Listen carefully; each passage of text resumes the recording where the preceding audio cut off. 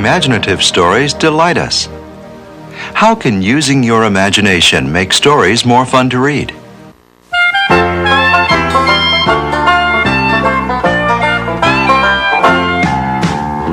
Using your imagination puts your mind in circulation.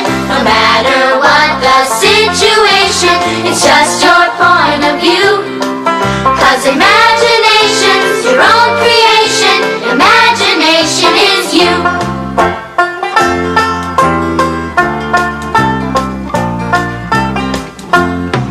I took broken buggy wheels and coffee cans, stovepipes, rusty bolts and 6 tin pans, added popping corn shoes and jumping beans and a taco recipe. When I turned it on, it made a crunching sound, burped and started hopping off the ground, and it cleaned my room and it cut the grass and it did it all for free. What a great invention, a great invention, a great invention for me.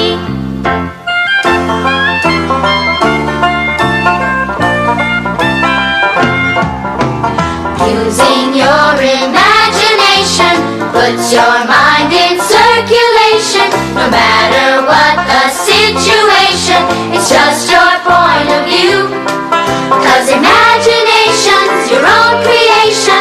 Imagination is you.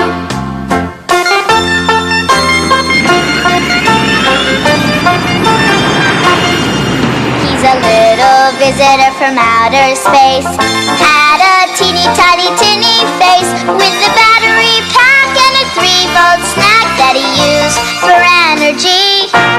There were 90 others who were perfect clones, spoken, clickin', tickin', talkin' tones. They had tiny green tights that blink blue lights, and they shine for all to see.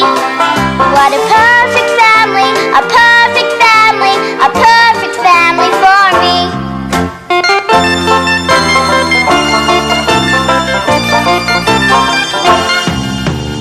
Using your imagination puts your mind in circulation. No matter what the situation, it's just your point of view.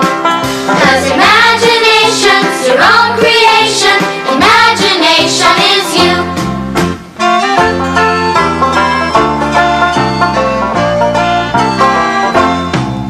It had funny eyebrows and a freckled nose, 4 fat feet with over 15 toes. It were polka dot pinstripe purple pants. It was quite a sight to see. It had sauteed sauerkraut and seaweed toast, 16 saucy savory swans to roast, and some matzo balls, meatloaf, mustard sauce, and it drank 8 cups of tea. I'm so glad it didn't want, glad it didn't want, glad it didn't want me.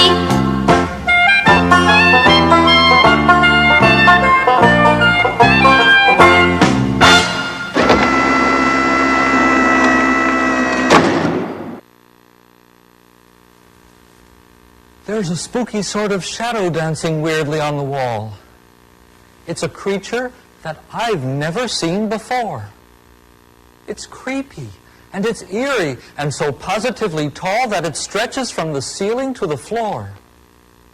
Its mouth is full of needles, and it has a giant eye, and it's moving in a hungry sort of way.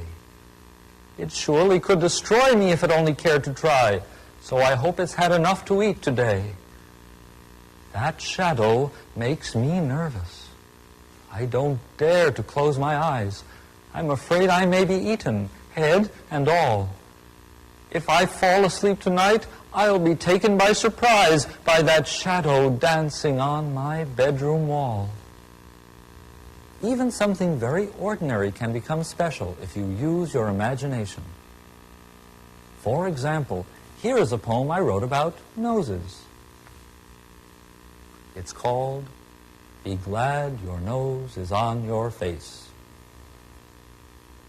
Be glad your nose is on your face, not pasted on some other place. For if it were where it is not, you might dislike your nose a lot. Imagine if your precious nose were sandwiched in between your toes. That clearly would not be a treat, for you would be forced to smell your feet. Your nose would be a source of dread were it attached atop your head. It soon would drive you to despair, forever tickled by your hair. Within your ear, your nose would be an absolute catastrophe.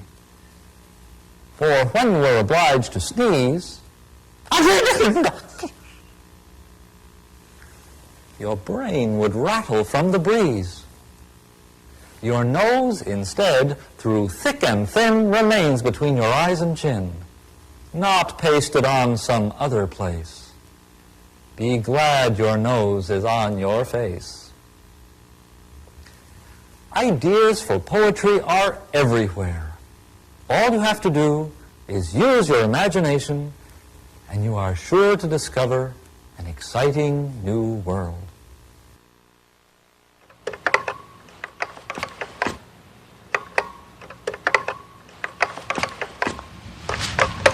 What are you doing?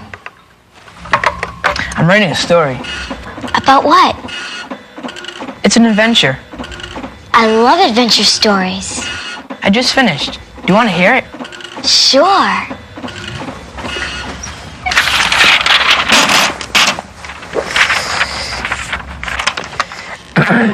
It's called Journey into Africa.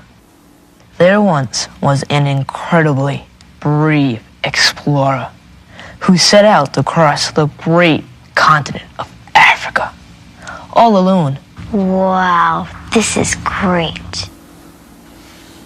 Anyway, the explorer was traveling in a gondola suspended beneath an enormous hot air balloon. Wait, what's a gondola? The basket underneath the balloon is called a gondola. See? Here. This will help you imagine it better. Thanks. Now just sit back, close your eyes, and listen, okay? This particular air voyage was to be the explorer's most dangerous yet, but that, of course, made it all the more exciting for one so brave. As the wind picked up, the balloon's speed increased steadily, and the mission was underway. What great adventures awaited the explorer on this journey into Africa? Only time would tell, for there would be no turning back as the explorer ventured off into the unknown. The balloon was soon floating over one of the most spectacular sights on Earth, for just below was the legendary Valley of the Elephants. They're beautiful. The explorer had never seen anything so beautiful. That's what I said.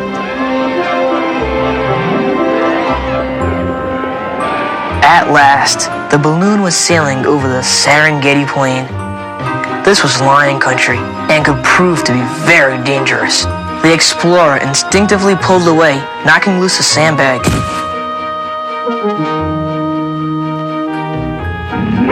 Neither the startled lions below nor the brave explorer above could predict the disaster that was close at hand. For out of the east flew a solitary biplane headed on a collision course. The pilot of the plane, a news photographer taking pictures of the lions below, never even noticed the balloon. Before the explorer had time to react, the plane collided with the balloon, tearing a gaping hole in its side. The pilot continued onward, unable to correct the damage he had done.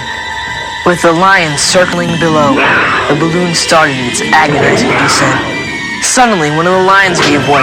The explorer was thrown from the gondola, but luckily he managed to grab hold of a rope on the way down. Oh no! Oh no, what? What happens? I forgot to print the second page. You what? There's no more story. No more story!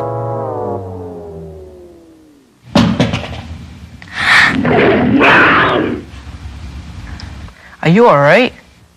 Come on, you two. It's time to leave. I'll print the rest now, and we'll finish reading it later. Wait, the story. It has a happy ending, doesn't it? Of course. What'd you think?